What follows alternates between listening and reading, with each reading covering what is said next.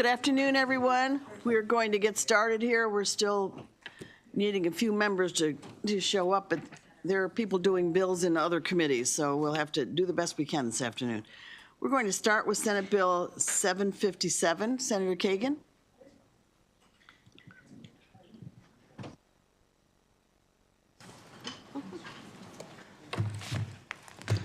You have three witnesses? I do. Thank you, Madam Chair. Colleagues, for the record, Cheryl Kagan, very proud to be the senator for Gaithersburg and Rockville. It will not surprise anyone in this room that I have been working on 911 related issues for now almost 11 years. And that's because they are not just our first responders, but they are our 911 specialists are our first responders. They are invisible, they are underpaid, underbenefited, they are not seen or appreciated, and the only time that we pay attention to them is when there's a problem, when there's a disaster and someone dies.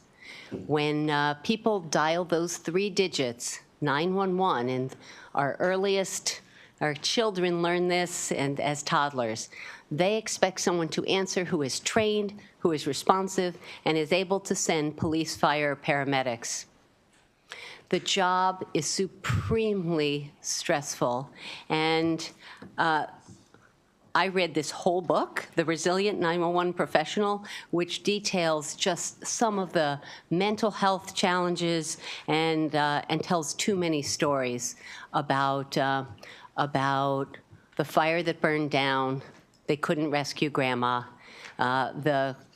The person who was having a heart attack, the bad guy who got away, and they live with these. And Chief Phillips is going to share some stories, but this bill is modest that would include our 911 specialists along with our police, fire, and paramedics in being able to get a $15,000 tax modification, tax subtraction modification. It's the language you guys speak. It's not the way I speak.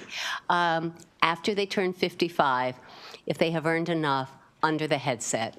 Again, these are our courageous women and men who save lives and property every single day.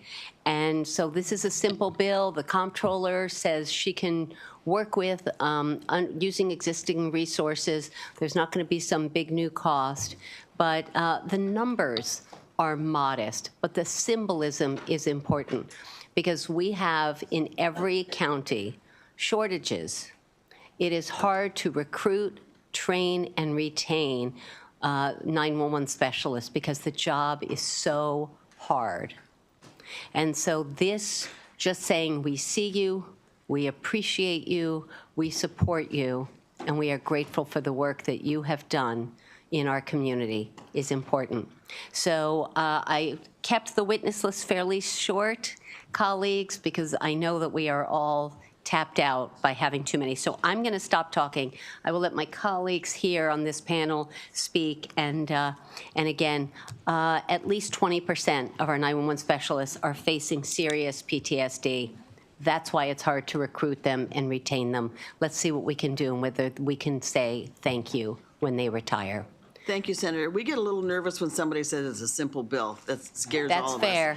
That is fair. Good for you. Thank you. Go ahead, first witness. Good afternoon, Madam Chair and the committee members. My name is Chief Robert Phillips. I am the legislative chair for the Maryland State Firefighters Association, but I'm here today for my ex-wife. I say ex, past wife. She died from cancer, but she did live as a dispatcher and a 911 specialist, and I'm here for her. She went in every day with a smile on her face and happiness in her heart, and she came home many days, nothing more than a pile of tears. That's how stressful this job can be. But she did it every day.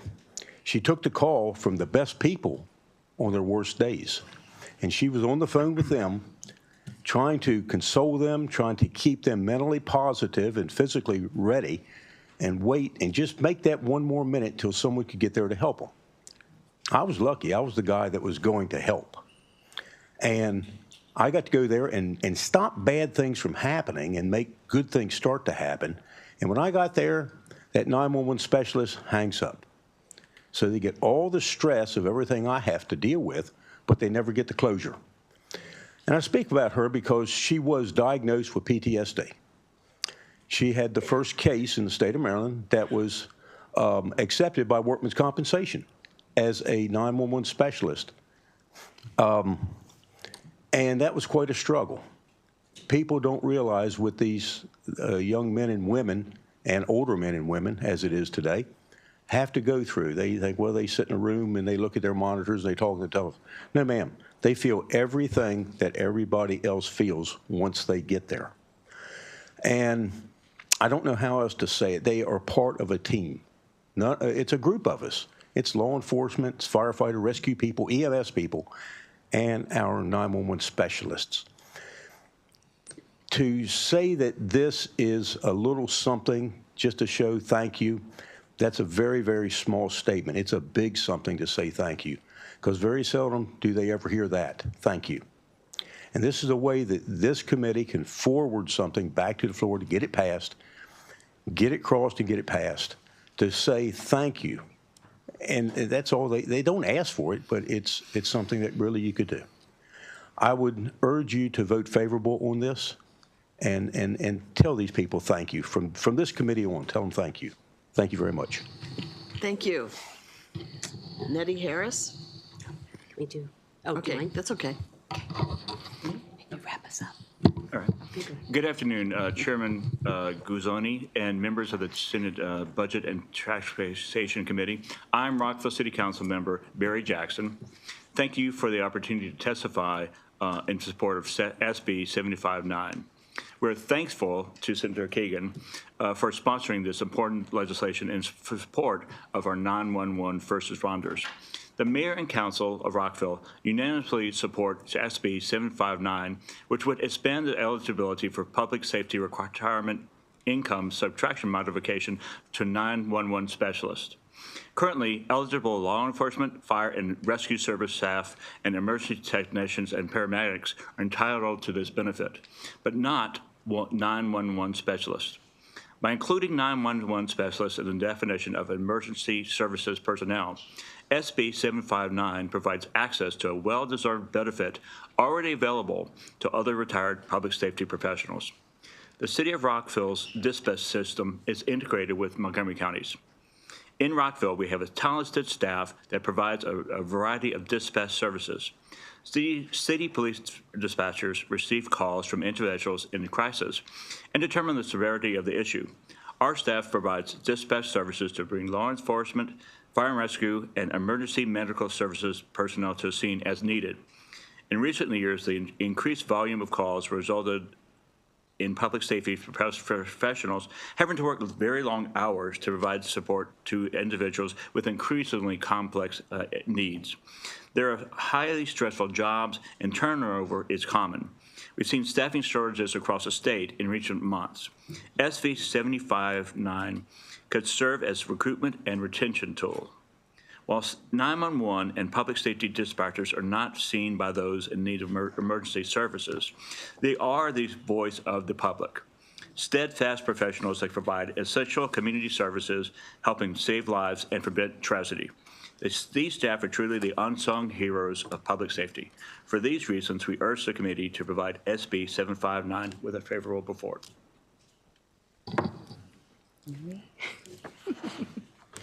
Good afternoon, Chair, Vice Chair, and members of the State Senate Board Taxation Committee. My name is Nettie Harris, and I am a 911 specialist working in the City of Baltimore for the past 23 years. I am also a proud member of the City Union of Baltimore, AFT Local 800, the union that represents a number of city members, including our dedicated 911 center specialists. I called on this committee to issue a favorable report for SB 759, the bill that would include the state tax responders who work in our different states' 911 call centers into the Hometown Heroes Act to allow them to be have a bit of a tax break on their retirement incomes. I believe you have my written testimony, so also allow me to highlight you on a few points, and I can answer any questions that you may have about my work. Our 911 operators handle on a daily basis police, fire, and ambulance calls on a daily basis. We deliver babies, we talk people through CPR, we save lives, we help people through active domestic violence situations as they are occurring. In 2013, I had to listen in horror while a whole family, including a 10-month-old baby, was brutally murdered over $10. Our job is very stressful and one that my coworkers and myself are very often subject to very traumatic situations. Many people do not stay because of this, and we need to do more to keep and ensure that our centers remain staffed. We are by far the definition of first responders to crisis situations. This bill, SB 759, recognizes this and would give our 911 retirees the same tax break and benefits, the same that they give to our first responders, in order to recruit and retain the best and most qualified individuals for this role. I ask in favorable report of SB 759. Thank you. Thank you very much. Any questions? Senator Jackson? Thank you, Madam Chair. This is more of a comment. One, I want to say that I was honored to serve on the Next Generation 911 work group, and that there we deemed our 911 dispatchers, communication specialists to the true classification of the truly first responders. For my entire professional career, public safety side of my entire career, let me put it that way, I've depended on those men and women who have made sure that I got home each and every day, and my colleagues as well. And my second or third career, I serve with Homeland Security in Prince George's County, and we have, within our agency, we have the Public Safety Communications Unit, the second largest in the state. And so they are right down the hall from me, over 200 individuals serving 12-hour shifts, doing their thing. Also, as the Deputy Director of Administration, I oversee the Administration Division, and we have more than one member who has suffered from PSTD. And luckily, our county has unfortunately had some history with dealing with that with other officials, but not everyone has that coverage. Not everyone has that assurance. And I see this bill as a piece of legislation that just shows a little bit more why we care for those individuals and appreciate the work that they do. And as one of the folks, and I'm wrapping it up, as one of the folks who has in my 11 sessions here, and prior as a legislative chair and member for the Maryland Sheriffs, and as the legislative chair for the FOP folks, have been walking these halls to make sure that those who are of service, despite everything else that goes on, get to do that they, that small thing that makes a difference for their families.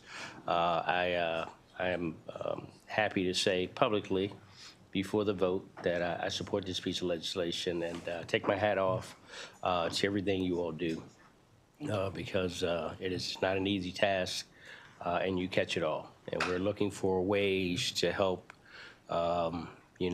make your job better.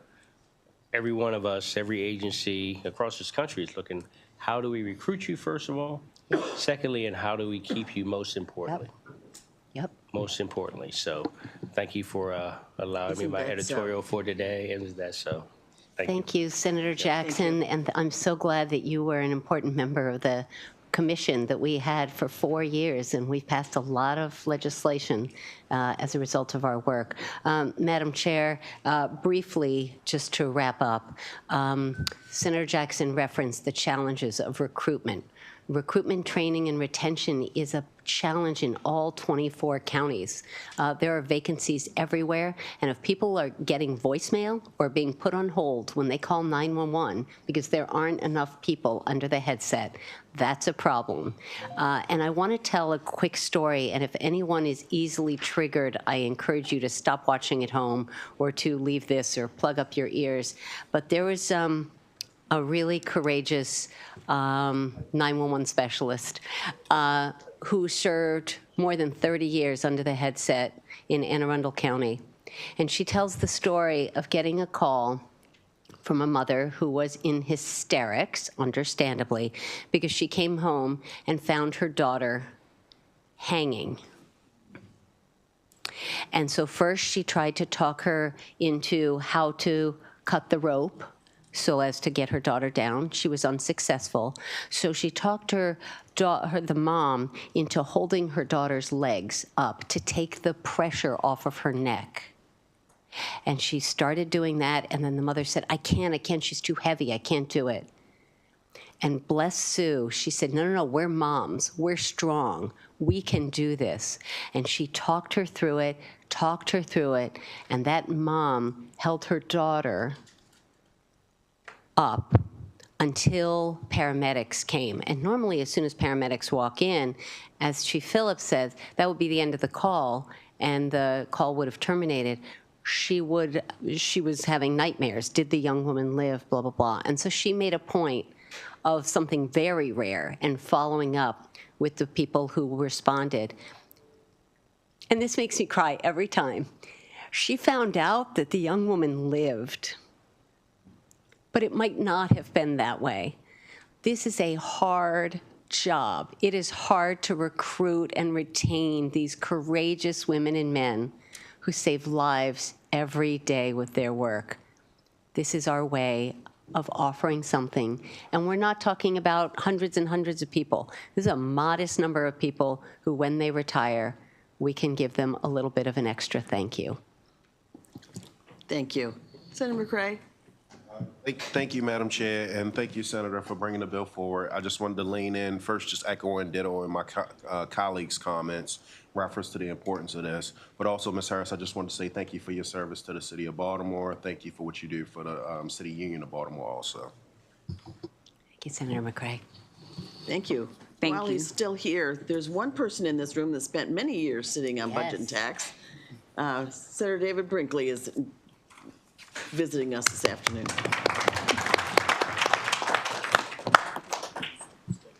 There are no other questions, you all. I Thank think we're you good. very Thank much. you very much. Appreciate it. Okay, next we have Senator Charles. Senate Bill 683. You have one witness? Sure like that purple jacket. Thank you. Q's in Annapolis Day. Yeah, I'm still trying to figure out which is the best fraternity. Omega Psi Every Phi group that Fraternity comes down Incorporated. seems to be. Omega Psi Phi. All right.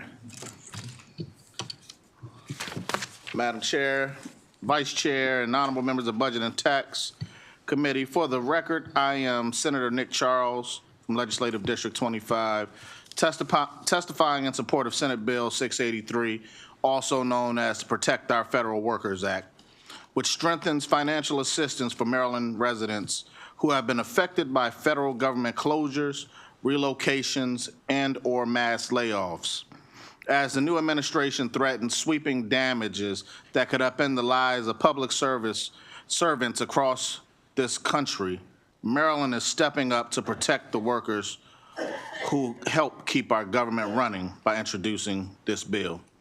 Senate Bill 683 builds upon the Federal Government Employee Assistance Loan Fund by extending support beyond government shutdowns to include financial hardships caused by federal agency closures or mass layoffs by making these adjustments. The average federal employee makes roughly about $100,000. When they lose their jobs, the unemployment max per month is only $1,800.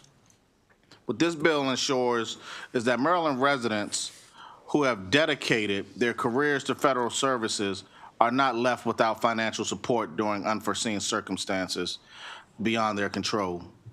This bill allows for the catastrophic event account, which is roughly $700, which will be on top of the $1,800 unemployment benefits that they will receive, be allocated in support of these affected federal employees. This ensures that Maryland has the necessary financial resources to provide immediate and targeted relief during these times of economic uncertainty for those who are laid off. By updating the eligibility criteria, the bill extends no-interest loans, and when I say no-interest loans, these are loans. So for those who have issues with the total amount of dollars, these are dollars that will come back to the state, to recently terminated federal workers, allowing them time to transition into new employment without facing severe financial distress. And as you've probably seen by looking at the news, a lot of our federal employees who have lost their jobs right now are in financial distress, and they don't know where to go and they don't know where to turn to.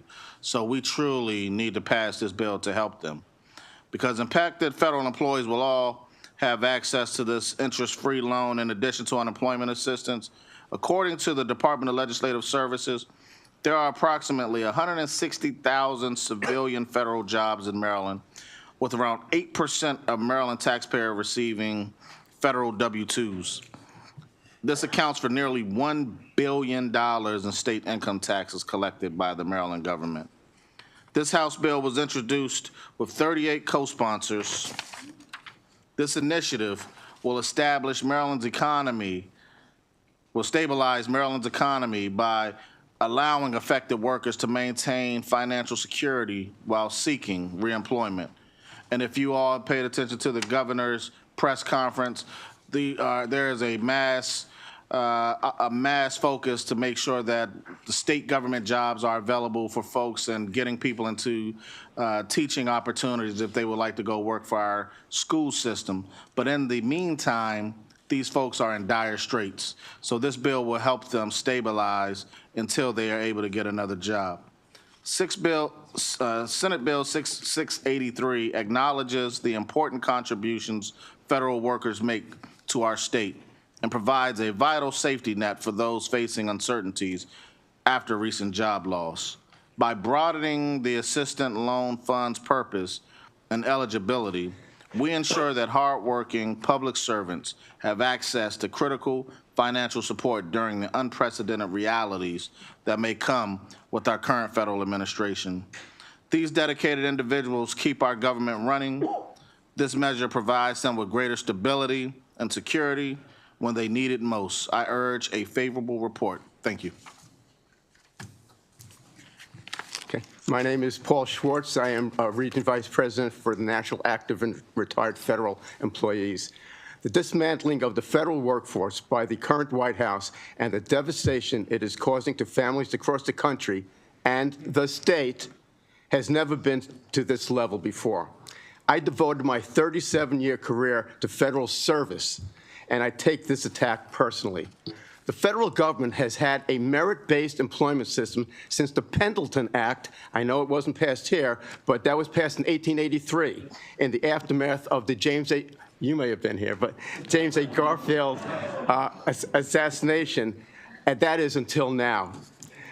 What the current efforts fail to recognize is that the goal of business may be to make a profit, but the goal of government is to provide service, and those two things are not the same. They say it is about eliminating waste, fraud, and abuse, but that is not true. If it were, they would not have fired the inspectors general, and they would not have started with probationary employees who do not yet have merit systems protection. They even fired immigration judges.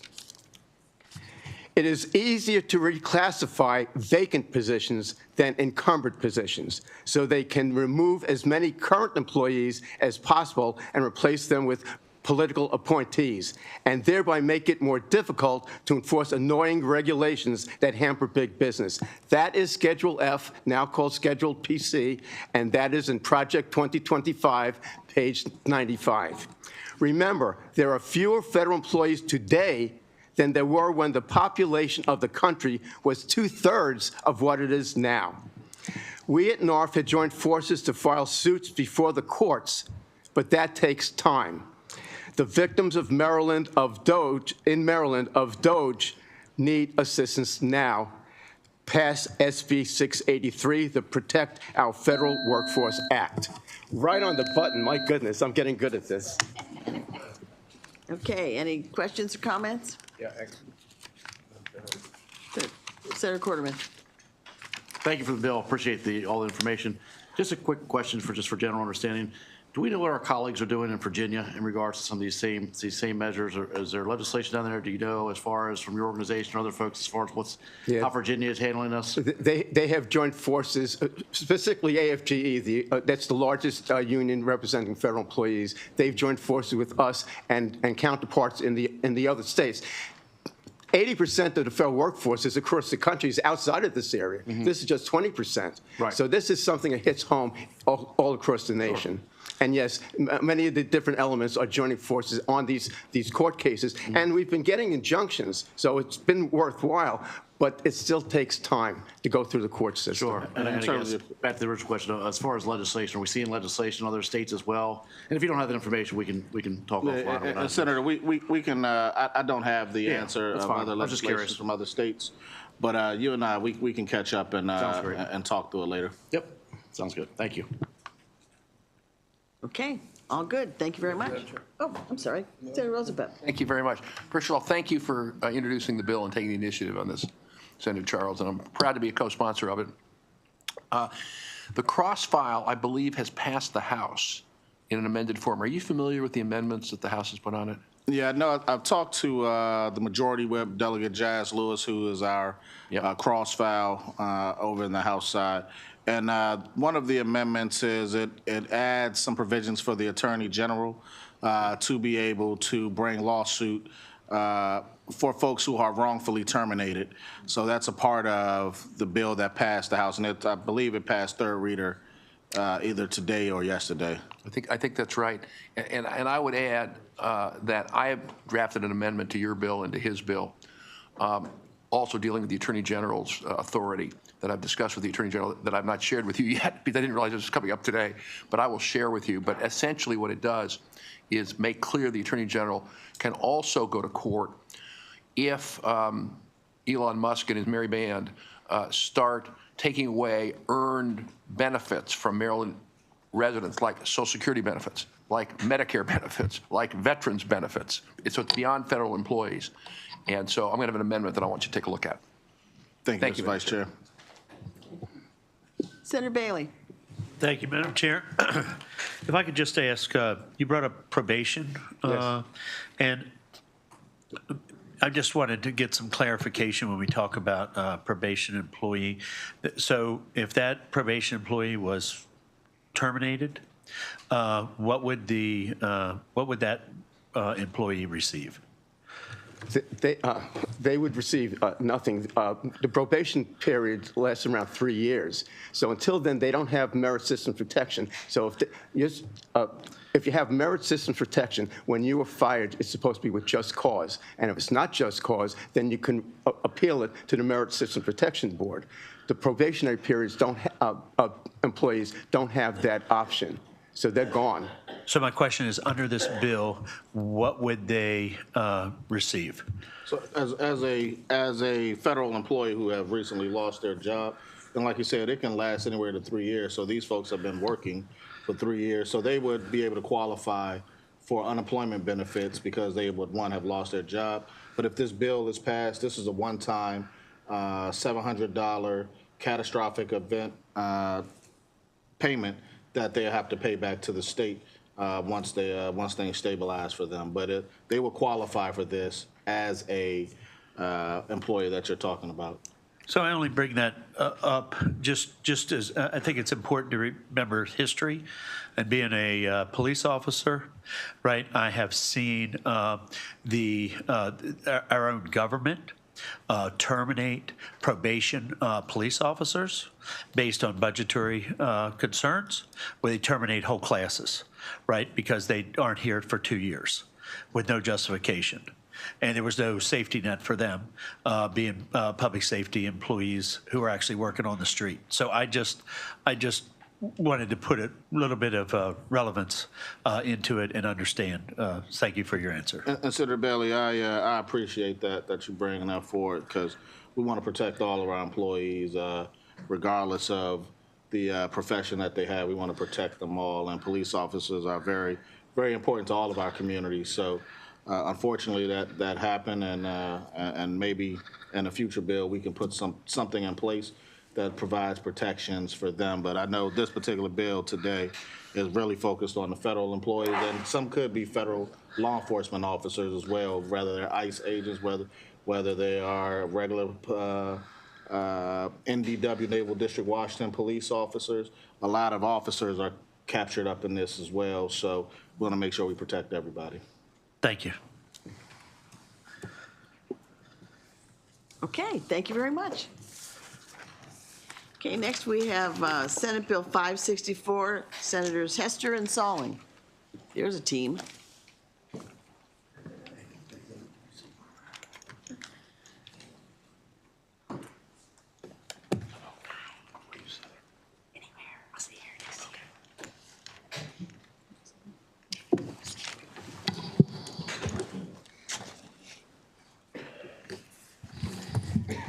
Thank you very much, Madam Chair, members of the Budget and Tax Committee. For the record, Senator Katie Fry Hester, here to present Senate Bill 564, which strengthens Maryland's ability to respond to disasters by ensuring that the State Disaster Recovery Fund has the resources needed to provide timely relief when federal or other funding is unavailable. Just for context, obviously Senator Sarah Elfreth, now Congresswoman Sarah Elfreth, was a member of this committee, and she filed a lot of bills with Delegate Dana Jones and asked, and I was proud to accept this bill that she was planning on. So, let's see. The State Disaster Recovery Fund was established through legislation in 2023. It serves as a critical safety net for disaster relief for Maryland residents when federal aid or other sources of funds are not authorized. Consistent and sufficient funding for this fund is essential to ensuring Maryland can respond swiftly and effectively to disasters. As my panel will elaborate, the speed and adequacy of disaster response funding directly impacts how quickly and successfully communities recover. Disasters strike without warning, and delays in providing temporary housing, immediate repairs, and assistance for uninsured or underinsured losses can cause damage that span years into the future. This bill allows for the emergency funding transfers from the catastrophic event account when the SDRF, the State Disaster Recovery Fund, is depleted, or when estimated disaster relief costs exceeds the fund's balance. These transfers would require emergency justification and approval, ensuring accountability while maintaining flexibility in a time of crisis. Additionally, this bill shortens the Legislative Policy Committee review period for CEA funds from 15 days to 5 days. This expedited process ensures that aid reaches those in need without unnecessary delays. The reduced review period is feasible because emergency management officials conduct thorough damage assessments immediately after a disaster, providing the LPC with timely and reliable information for decision-making. This change will enable the LPC to act swiftly to allocate critical relief funds where they are most needed. In closing, ensuring the State Disaster Recovery Fund remains well-funded and responsive will enhance Maryland's ability to recover and rebuild stronger, particularly in cases where federal assistance is not available. Nearly half of the local disasters in Maryland require state response without federal aid, underscoring the necessity of a strong and dependable fund. With federal funding more uncertain than ever, SB 564 is a critical guarantee that Marylanders have access to disaster relief when they need it most. For these reasons, I respectfully request a favorable report on Senate Bill 564. Thank you. Thank you for your advocacy. My pleasure. Good afternoon, honorable senators. My name is Kevin Simmons. I'm the director of the City of Annapolis Office of Emergency Management. I also serve as the president of the Maryland Municipal League's Emergency Management Officials Department, better known as EMOD.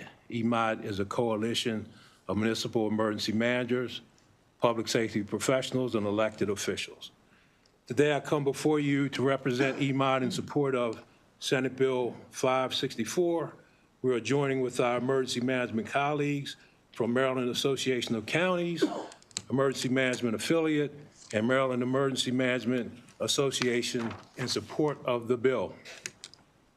This legislation will strengthen the State Disaster Recovery Fund by providing access to additional already budgeted state funds and by providing for a more rapid approval of emergency funding. Local disasters often impact the marginalized, low-income, and underserved communities, the least financially resilient of our residents. For these families, this funding ability is critical. Senate Bill 564 will help us help the most vulnerable communities to recover from disasters, leaving no one behind. We don't truly recover until we all recover. Currently, FEMA assistance for local disaster recovery is under federal review. FEMA's ability to provide local disaster relief and aid is uncertain. We must be in a position to take care of Maryland residents in the event of a disaster or crisis. One example of the value of the State Disaster Recovery Fund would have been the Annapolis tornado of 2021.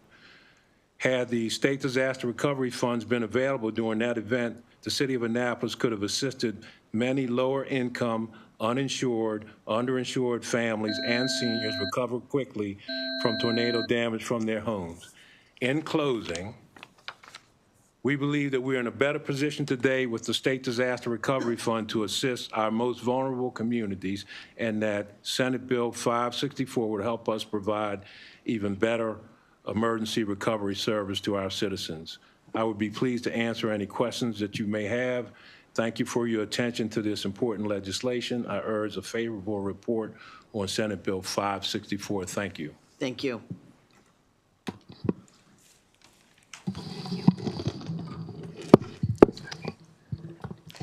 Good afternoon, Madam Chair and members of the committee. Thank you for the opportunity to testify today in support of Senate Bill 564. My name is Maria Bernadzikowski, and I serve as the director of the Howard County Office of Emergency Management. With natural disasters becoming more frequent and severe, a well-funded recovery system is essential to protecting our communities, particularly those who have seen repetitive loss and are at the highest risk from the impacts of these disasters. It is our ability to respond quickly and that is directly linked to how and if these communities recover. The flash flooding events in historic Ellicott City underscore the importance of this bill. In both 2016 and 2018, flash flooding tore through the town, taking 3 lives, impacting homes, businesses, and infrastructure. Both events received presidential disaster declarations and made the county eligible for public assistance, which requires the jurisdiction to front the costs and receive reimbursement back. This process takes years, of which we are still recouping. We were not, however, granted individual assistance. While community organizations mobilized quicker the second time around, it took a considerable amount of time to get up and running in 2016, delaying access to funding that could have supported immediate individual recovery. The proposed bill would have enabled disaster relief funding to get out quickly to support those at highest risk for homelessness, economic injury, and other cascading impacts of disasters. As soon as an incident is stabilized, initial damage assessments are conducted. Very quickly, we have a picture of community impacts. Our collective actions within the first few days set the tone for the overall recovery. Shortening the waiting period for review to 5 days and allowing the catastrophic event account to supplement the SDRF where appropriate will enable jurisdictions to get immediate disaster relief funding out quickly to ensure that the whole community has an opportunity to recover. This strategy will strengthen our ability to respond and build a more resilient Maryland. I respectfully urge the committee to support this bill. Thank you for your time. Thank you. Greetings, Budget and Taxation Committee members. Thank you for the opportunity to speak today on Bill 564. My name is Preeti Emmerich, Local Emergency Manager of Anne Arundel County and MACO EM Affiliate President. Our State Disaster Recovery Fund was created as a source of disaster relief for mainly individual residents and businesses when federal or other sources of funds are not authorized due to the high thresholds that need to be met to utilize their funding. In almost half of local disasters, Marylanders must be able to take care of their own.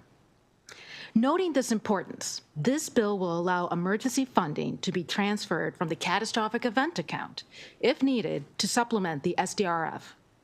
Disasters happen without warning.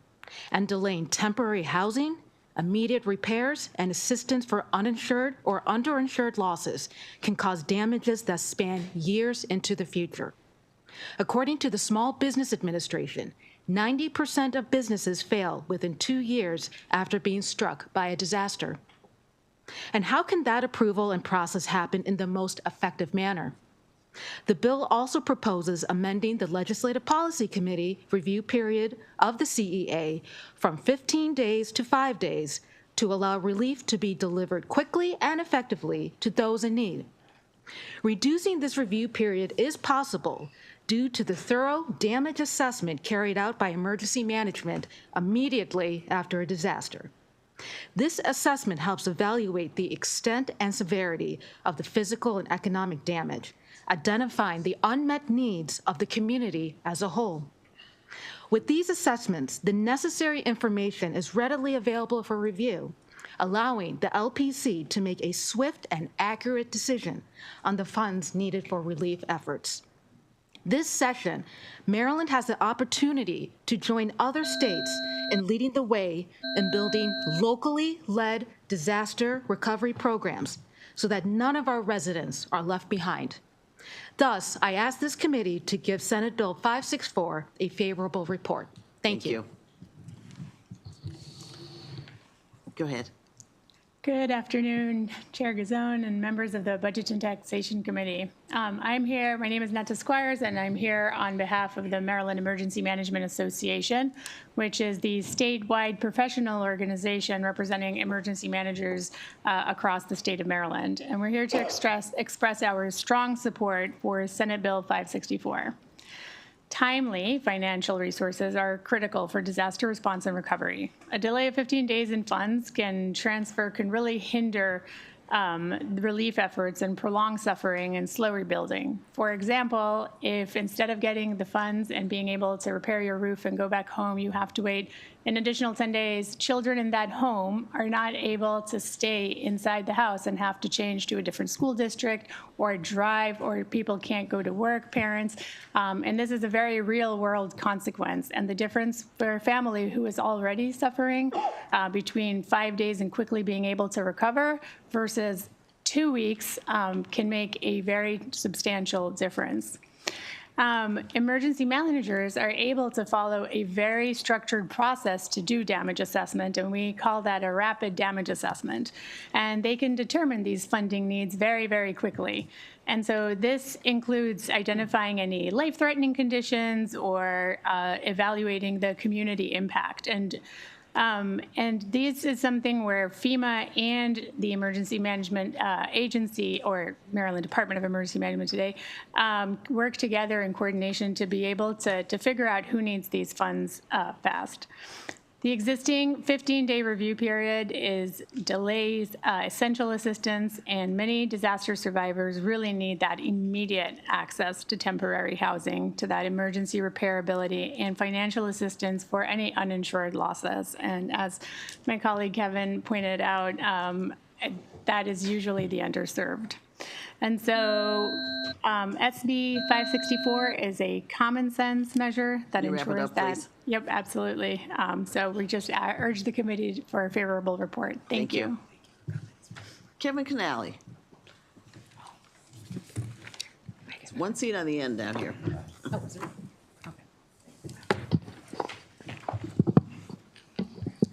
Good afternoon, Madam Chair, members of the committee. Kevin Canali here on behalf of the Maryland Association of Counties. You have our written testimony. You've heard from the experts. I'll just add a few points and be brief. This just creates a direct, flexible, with guardrails pathway to transfer existing funds. So we're not asking for new money here, but it makes it easier. It makes the funds available quicker for vulnerable people in our communities in the wake of these disasters. And I'll just say right now, certainty is really hard to come by for emergency managers. Politics aside, red, blue aside, we know in DC there are conversations happening regarding flipping the 75-25. Typically the feds covered 75%, the locals cover 25. We've heard proposals to just flip that on its head. So passing this, significant bill but small bill provides some certainty in a time when it's really hard to come by, and we'd ask for a favorable report. Thank you, Madam Chair. Thank you. Senator Salling. Thank you, Madam Chair.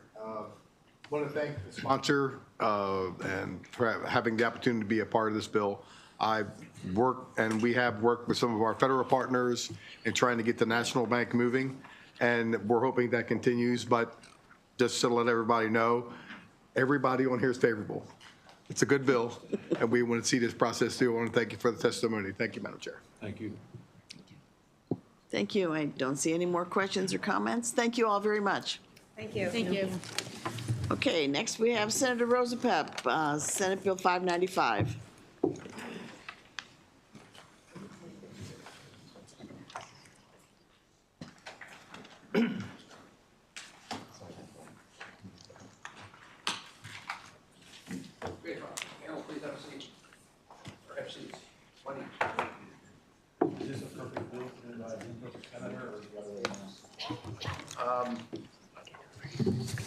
I'll actually respond to that.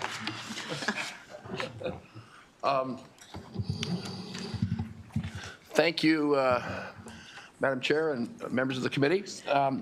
This is a perfect bill, and it also has a perfect sponsor in the House. This is Delegate Lehman's initiative, and I'm the cross-file. And I'm proud to be the cross-file. As we all know, a lot's going on with racing, and we passed legislation which is moving the Preakness to Laurel for a couple of years, going to rebuild Pimlico, all that sort of thing. Basically, what this bill is designed to do is to help the backstretch workers who are being moved into Laurel, and during the period they're there, to provide basically social services to help them. It basically provides $500,000 a year for 2 years to work with local nonprofits to work with the backstretch, help the backstretch workers. There's controversy about the source of the money. There are a number of suggestions of where to come up with the money other than what's in the bill.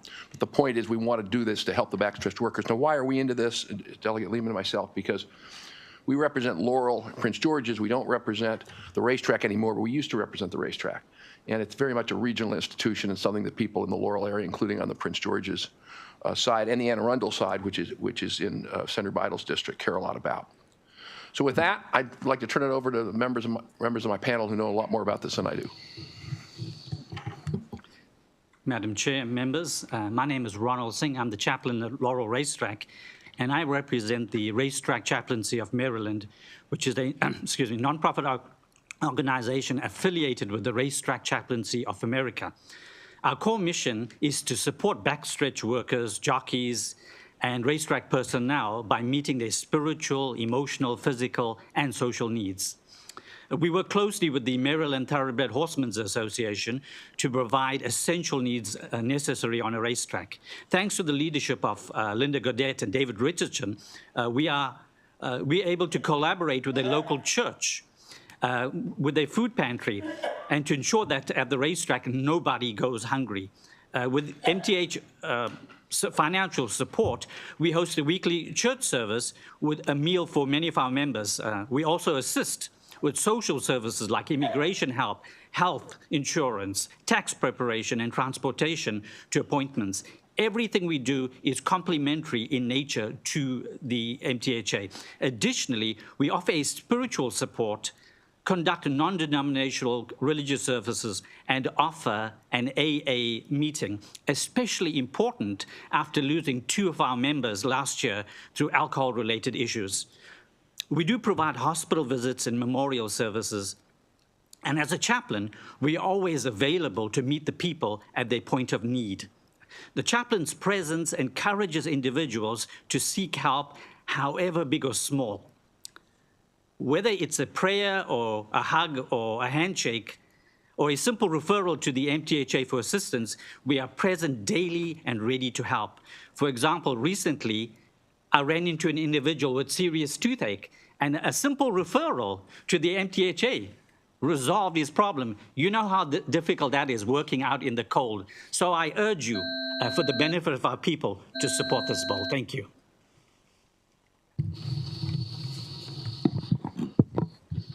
Good afternoon, Madam Chair and members of the committee. My name is Leah Paley, and I'm the CEO of the Anne Arundel County Food Bank. I'm here on behalf of the food bank to urge you to support SB 595. Our organization has been providing food, emergency services, and basic essentials throughout Anne Arundel County for almost 40 years. Specifically within the Laurel area, we are working very closely with a number of partners to distribute food and basic essentials to our neighbors experiencing food insecurity. Many of those include people who have a loved one working at the race course, and we strongly urge that there needs to be additional funding to meet the need. Over the last 6 months, the first 6 months of the fiscal year, within the 20724 zip code, over 6,800 instances of assistance were provided for food and diapers to individuals in that zip code. Across our entire network, we're averaging about 51,000 instances of assistance, and that's up from last year by 6%, 19% higher than it was 2 years ago. With everything going on at the federal level and here in the state, we anticipate that the need will continue to increase. We have been recipients of the Laurel Racecourse funds for the past few years. We've received $50,000 the last couple of years, and we fully expended that money within 4 months. So while we are fortunate to have resources through other means to meet the needs, we need more. We need more, and so we strongly urge that you vote favorably for this bill so that we can meet the need alongside our partners. Thank you for your consideration. Thank you. Good afternoon, Chairman Gazone and Vice Chair Rosenbaum. My name is Mary Kay Vavasor. I'm a resident of Beltsville for the last 30 years. So I grew up around thoroughbred racing. I'm from the Saratoga Springs, New York area, and I still spend part of August there every year. I've also been a very active advocate for thoroughbred aftercare since 2007 at both the national and state level. And I take care of a Maryland-bred mare who I rescued, who's living at Foxy G in Union Bridge, Maryland. Despite all of that involvement with racing for over 50 years, I came into an awareness of the Backstretch community's needs completely by accident. I was visiting a friend in the hospital last August, a trainer named Chuck Simon, who is a very well-known within the racing community, not nationally, but within the community, trainer. He was highly respected, and when I visited him, Chuck had just recently been diagnosed with colon cancer, and he was a few days away from dying. He's very much a plain-spoken person, and when I asked him what advice would he give to the people who were reinventing racing in Maryland, he had 2 suggestions. Make sure you have enough race days, because thoroughbreds need to race in order to learn how to be racehorses, and take better care of the backstretch workers.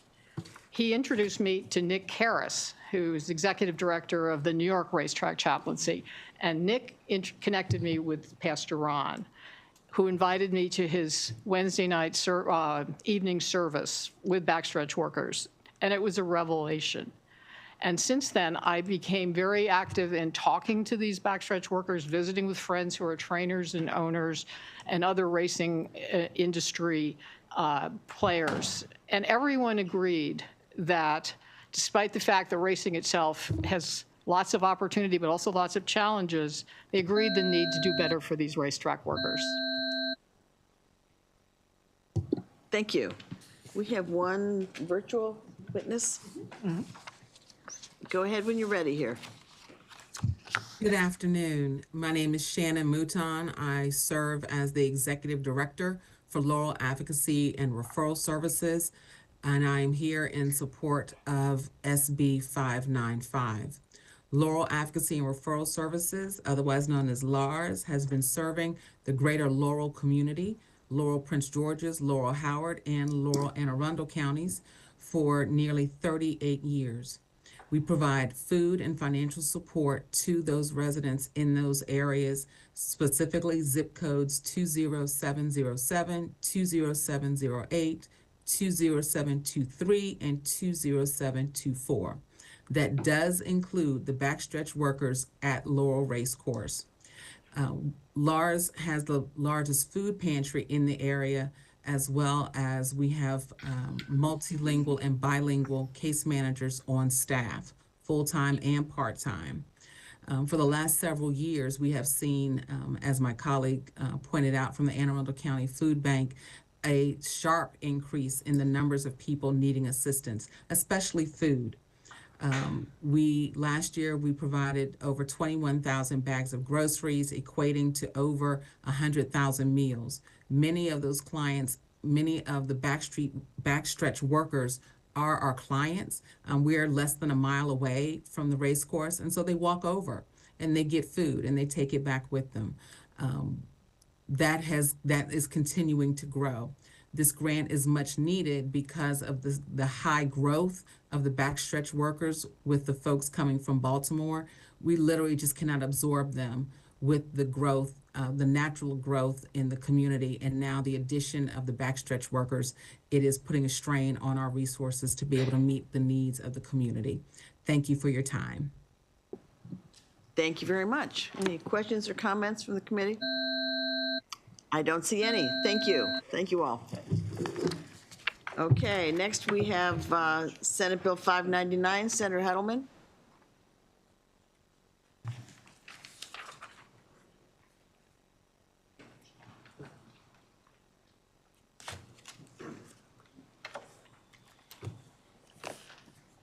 Thank you very much, Madam Chair. I'm going to bring my panel up all at once, if that's okay. Good afternoon, everyone. My name is Shelley Hedelman. I'm Senator from District 11 in Baltimore County, and I am happy to bring Senate Bill 599 before you, which would continue the Behavioral Health Crisis Response Grant Program. We created this program back in 2018. It is incredibly important, and it has sunset, and we want to make sure that it continues, and that's what this bill does. We all know and hear pretty much on a daily basis how our behavioral health crisis continues to grow. We know the challenges that our emergency room system has here in this state, particularly that we continue to be have the non-distinction of having the longest wait times in the country. We also know that in not too long ago, while 12% of ER visits were related to behavioral health, that there's been over a 10% increase in the last number of years. These programs that you'll hear about more today that are funded through this grant program do everything they possibly can to keep people out of the hospital. They meet people where they are. They include a number of really important programs I know in my county. In Baltimore County, they fund an urgent care clinic. Those experiencing serious health concerns can go there 7 days a week, 12 hours each day. They have provided over 1,000 psychiatric and diagnostic evaluations, along with medication referrals for ongoing care. In Carroll County, they provide crisis services with mobile crisis teams all over the county. Over 2,000 dispatches were made over the last 3 years, diverting over 225 individuals from the hospital. And in addition to keeping folks out of the hospital, it also keeps folks out of local jails. As we all know, too many people with serious mental health crises end up in our local jails. In Frederick County, they have been able to have a walk-in clinic since 2019. It's served over 8,000 individuals. Harford County has in-school crisis intervention teams, Midshore Youth Mobile Crisis Services. They also diverted 86 children and youth from emergency rooms and 27 from a detention center just last year. In Prince George's County, they have a mobile crisis teams. They provide over 1,000 dispatches each year, primarily for psychiatric emergencies, behavioral health emergencies, and suicidal ideation. They serve youth and adults. If we are not able to continue this funding, a lot of those services are going to have to go away. The reality is that Medicaid does not cover many of the services that these folks provide, and so that is where the state funding comes in and is so incredibly essential. So it was not included in the governor's budget. We understand from our budget analysis that the Department of Health wants to find $5 million to continue the program for this coming year, but we want to make sure that we continue the program even further so these folks can continue to employ the people they need to employ to provide the really essential services that they provide to each of our constituents. So without further ado, I'll turn it over to the panelists who can go into more detail about some of them. Thank you. Good afternoon, members of the committee. My name is Dan Rabbit, Policy Director at Behavioral Health System Baltimore. We're the local behavioral health authority in Baltimore City. We're in strong support of SB 599. As Senator Hedelman said, this program has been around since 2018, and the General Assembly mandated a statutory funding level each year. It started at $3 million and it went up to $5 million, and that's the level it's been at for the last 4 years. That statutory mandate lapsed this year, and the governor's proposed budget had no funding for this program. We're very thankful that the Department of Health appears to have found funding to continue the program, but we want to eliminate that unpredictability and just level fund the program for another couple of years. And the previous efforts provided 3 years of funding at a time. That's what this bill does. It's just level funding $5 million each year for the next 3 fiscal years. It's a very good investment. These services, mobile crisis teams, crisis stabilization, urgent behavioral health care, other creative services, this is like helping people at the very moment before they might go to the emergency room, before they might go to 911, before they might have a run-in with the law. Like a lot of interventions save hospital funding upstream. This is like right before, like you can draw the line of the investment and the savings that these services provide very clearly. So $5 million is a very good investment, and it helps fill gaps. Like you heard, each county does things a little bit differently, each grantee does things a little bit differently, and it's flexible enough to do that. So we would really love to see this program continue for another 3 years. We're in a very uncertain time, and having that sort of predictability, both for programs, locals, and the Department of Health is it's good policy and a good investment. So we urge your support. Thank you so much. Thank you. Good afternoon, Madam Chair and members of the committee. I'm Stephen Flynn, CEO of iMind Behavioral Health. We provide mobile crisis response team services in Prince George's County. I'm here to express our strong support for SB 599, which would guarantee stable funding for the Behavioral Health Crisis Response Grant Program for the next 3 years. In 2024, our teams responded to nearly 2,900 crisis calls, with over 1,000 involving children and young adults under the age of 24. Between our various teams, we operate 24/7, providing prompt clinician-led interventions in homes, schools, and throughout the community. Research from Suicide Prevention Resource Center shows unemployment individuals are 16 times more likely to die by suicide than those with jobs, with risk increasing after 6 months of joblessness. With Black and Hispanic communities disproportionately affected by job losses and facing higher barriers of care, our services are critical.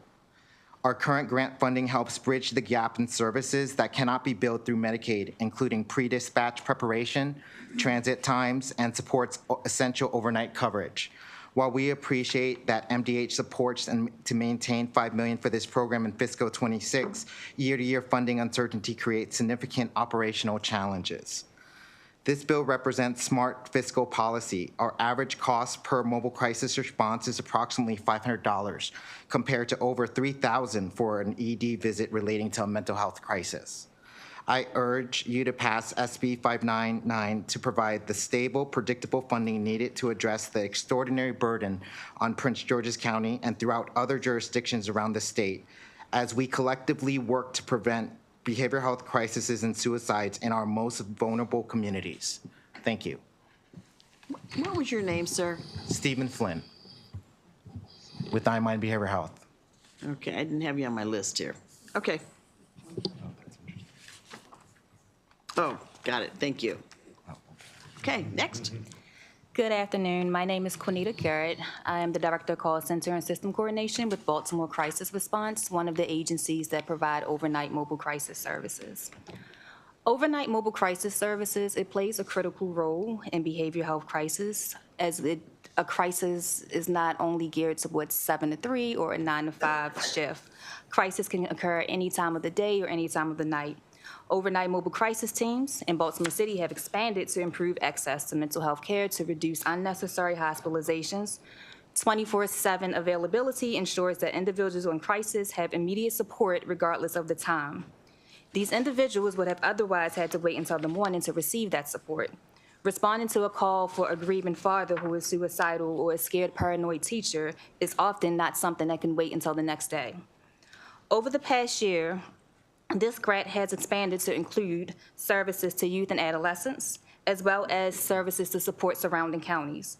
The overnight expansion grant continues to provide hospital diversion services, reducing ED utilization, as well as immediate access to crisis beds.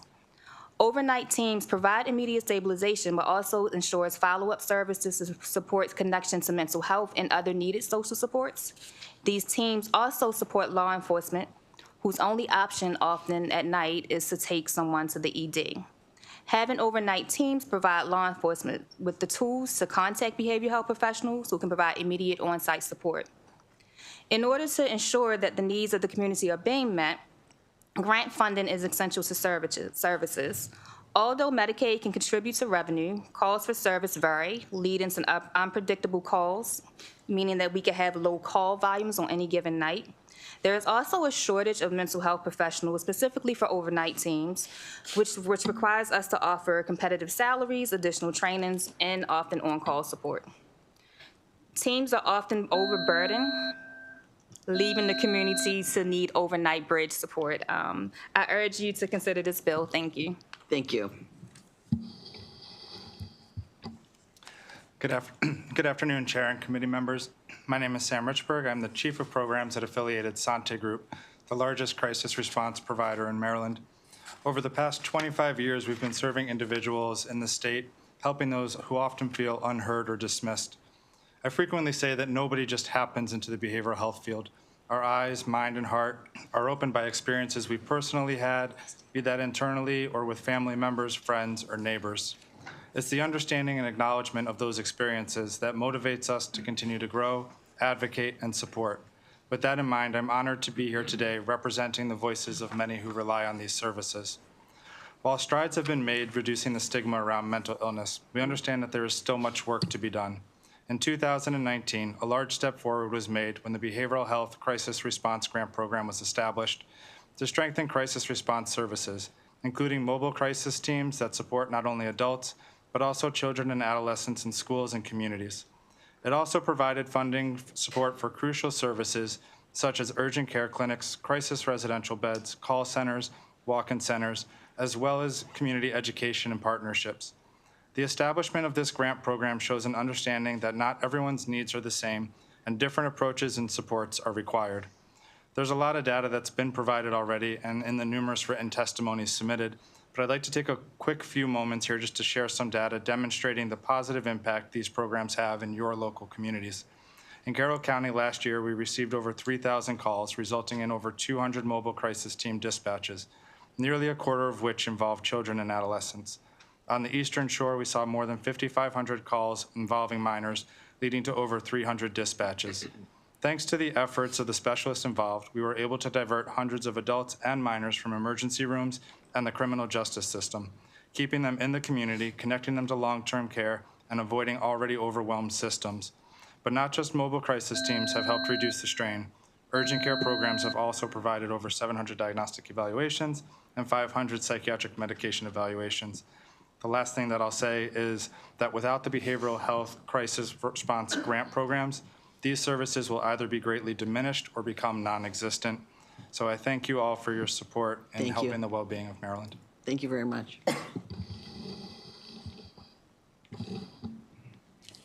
Good afternoon. My name is Rebecca Redmer. I'm a certified family peer support specialist with a mobile response stabilization service with the affiliated Sante Group. My passion for youth, mental health, and community led me to crisis work, and it's no secret in today's world that all of the above are in a state of crisis. The Sante Group provides programs such as Mobile Crisis, MRSS, and the Child and Adolescent Program that has been provided on the shore since 2019. These are essential interventions in a time when Maryland has a 50% shortage of mental health providers. In my work with youth and families, I see not just the immediate need for these programs, but also the long-term benefits for the families and youth. Families need help and don't know where to go. The wait time for mental health therapy is long, the requirements for emergency petitions are stringent, and there is a lack of beds for inpatient. And sometimes they simply are overwhelmed and have no idea how to navigate getting help for their loved ones. I know this personally as well as professionally, as I have been on the other side, needing to call 988 and crisis teams to help navigate mental health issues for my husband, a first responder of over 20 years who battled PTSD and depression. His mental health recovery journey began because of our call to Mobile Crisis. We had tried as a family to help him until we no longer could. In December of 22, my husband was suicidal. He had lost all hope, but because of our one call to the crisis, his life was saved and our family's healing began. We reached out at a time when suicide was the only option my husband had. He couldn't find a therapist, it was the middle of the night, and he didn't meet the emergency petition criteria. All we had was the number for the crisis team, and within 48 hours, he was at an intake appointment and accepted into a 6-week inpatient program specializing for first responders.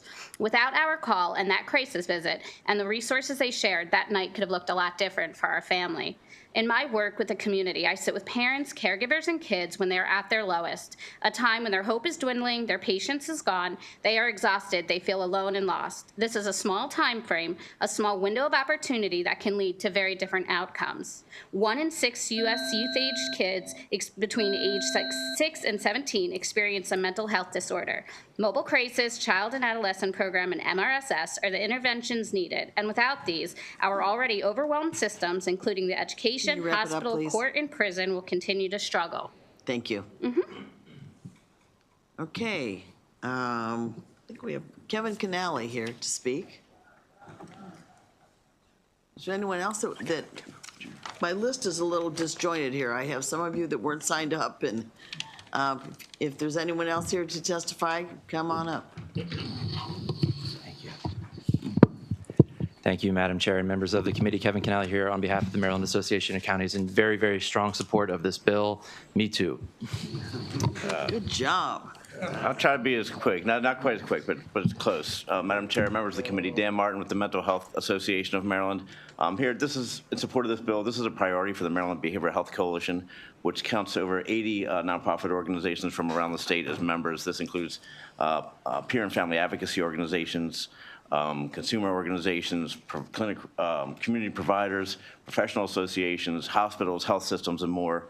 And, I just wanted to say thank you to all of you for making the Maryland's behavioral health crisis response system one of the strongest in the country. We've been working for 25 years to recognize the vision of, again, making sure that people have access to these services when and where needed. And really, we've made so much progress, especially in the last 6 years since you all passed this and created this behavioral health crisis response grant program. You heard all the great things that it's doing. It's really a huge driver of public and economic health in the state, and I urge you to pass this bill and continue it. Thank you very much. Thank you. I don't see any comments or questions. Thank you all very much. Thank you. Okay, Senator Reedy? I think I'm sorry, we have one more virtual witness here. Go ahead. Thank you, Chair and committee members. My name is Michelle Lifshin, representing Honor Own of Maryland, urging a favorable report for SB 599. We represent a statewide network of more than 16 peer-operated wellness and recovery centers who served nearly 7,000 people last year living with complex and co-occurring behavioral health needs. We are here speaking today because our network has witnessed firsthand the devastating impacts that inadequate or limited crisis supports has had on our peer community. Our peers deserve access to a diverse and comprehensive behavioral health crisis response system that provides high-quality care that is timely, trauma-informed, and has a right fit for each person's unique needs. Senate Bill 599 would enable this by providing funding to expand mobile crisis teams, urgent walk-in centers, crisis observation centers, and more across the state. Not only do these supports help to de-escalate crisis, but they often ensure connection to crucial ongoing resources, support, and treatment that help folks stay well. Without this support, we fear greater trauma and harm that would push people further away from treatment, that it would increase reliance on law enforcement and costly hospitalizations, and even result in death. Ensuring sustainable funding for this 3-year period allows for more staff, longer hours of operation to serve a greater number of individuals, and a more diverse array of services, things that will ultimately save our state money. Delivering crisis response services in a timely and trauma-informed manner requires adequate resources. Dedicating funding to support these services would have immediate and long-term positive impact for our individuals and families. We urge you to vote favorably. Thank you. Thank you very much. Okay, Senator Reedy.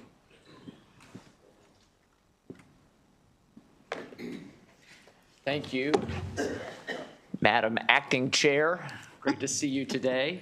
It's always a pleasure to be before your committee. Thank you for all the hard work that I know you all do each day. And I'm here to present a bill that I know you've heard different versions and variations of before, and I'll be brief, but I do think it's an important issue to continue to put before you and before the people of Maryland. Senate Bill 557 would restrict the state or local jurisdictions from imposing or levying a vehicle miles traveled tax or similar fee or tax. We know that, and we've wrestled with the issue of a greater abundance of electric vehicles that pay no gas tax, or perhaps in some cases are hybrid and pay much less gas tax. And we've struggled with the Transportation Trust Fund and the funds not being adequate at this point for the things that we need.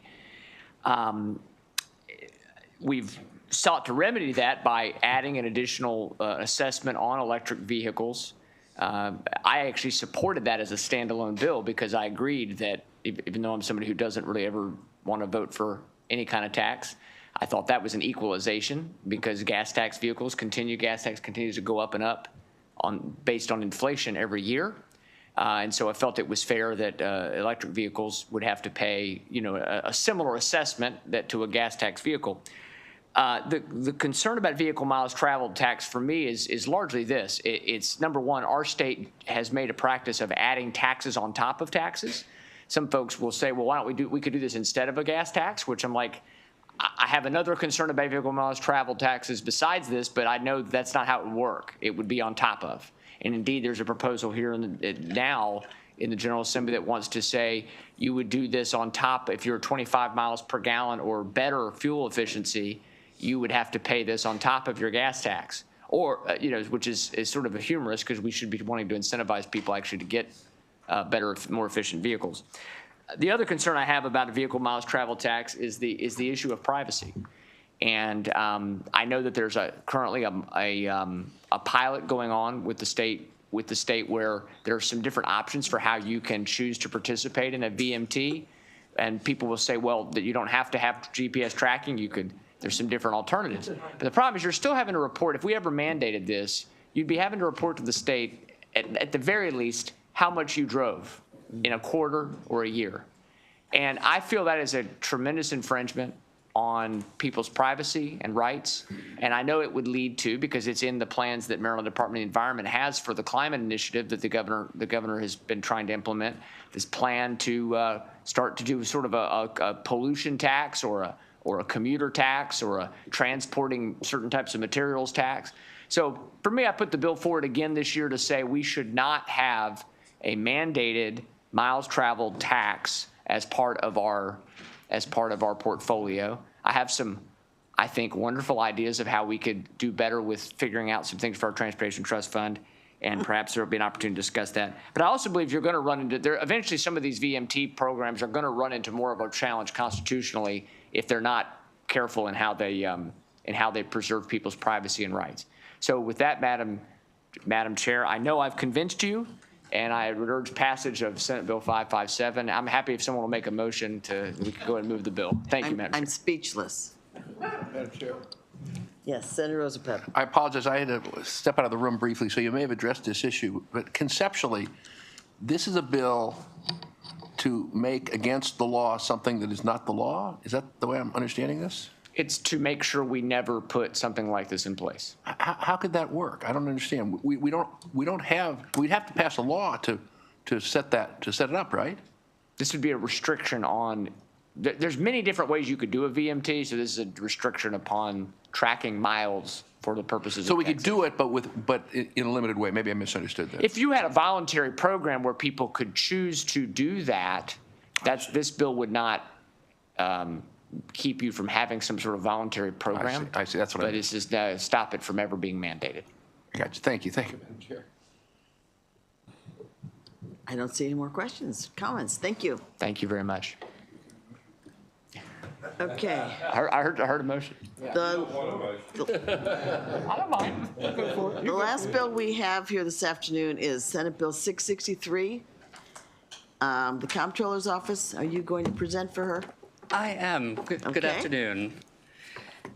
For the record, Matt Dudzik, on behalf of the Office of the Comptroller. Unfortunately, Madam Comptroller was not able to be here today, so I have the honor of presenting Senate Bill 663. And your name is? Matt Dudzik. Okay, got it. Thank you. So Senate Bill 663 is probably the simplest bill that we've, certainly the simplest bill that we've brought this session. And it refers to the earned income tax credit, which I know this committee is very, very familiar with.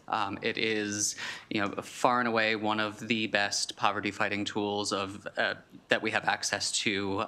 There's census data that has said that it has lifted more children out of poverty than any other single government program.